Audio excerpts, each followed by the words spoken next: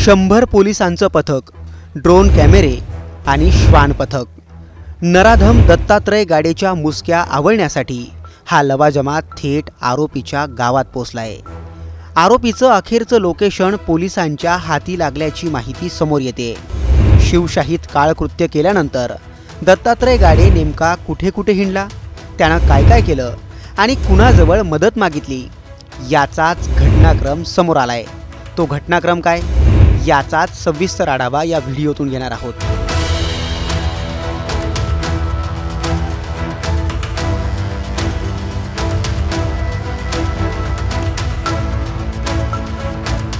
शिवशाहीत तरुणीवर अत्याचार करणारा नराधम दत्तात्रय गाडे पसार झालाय. त्याचा शोध घेण्यासाठी पुणे ग्रामीण पोलीस जमीन आसमान एक करतायत. दत्तात्रय गाडे गुनाट गावातील उसाच्या शेतात लपला असल्याची टीप पोलिसांना मिळाली आणि इथूनच पोलिसांनी चप्पा चप्पा छान मारला. पोलिसांची पथके थेट उसाच्या शेतात दाखल झाली. पोलिसांच्या नजरेतून आरोपी एक वेळ वाचलाच, तर ड्रोन कॅमेऱ्यानेही अख्ख्या गुनाट गावाची स्कॅनिंग केली.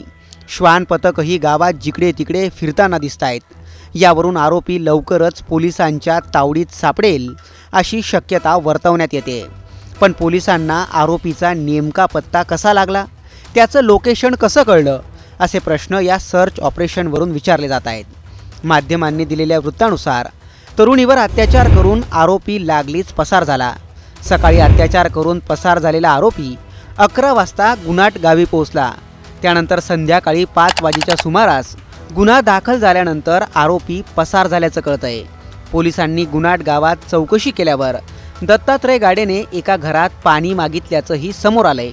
याच माहितीच्या आधारे आरोपी उसाच्या फडातच लपला असल्याचा संशय पोलिसांना बळावलाय आणि त्यांनी आरोपीला शोधण्यासाठी आकाश पाताळ एक केलंय.